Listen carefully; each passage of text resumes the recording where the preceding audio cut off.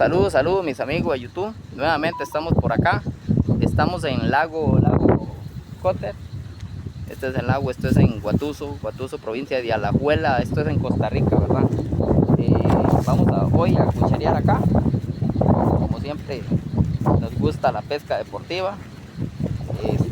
Vamos hoy, este es el lago. Aquí hace mucho viento, la verdad que llueve demasiado porque es un lago, es una zona montañosa.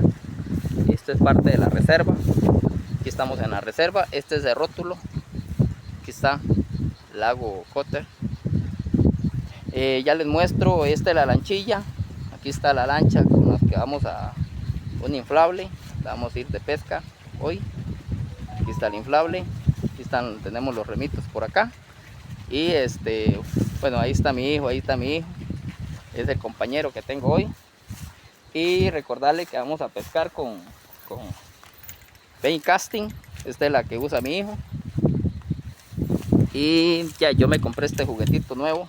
Tenemos este carrete nuevo, un cureta. Vamos a probarlo a ver qué nos da el día de hoy.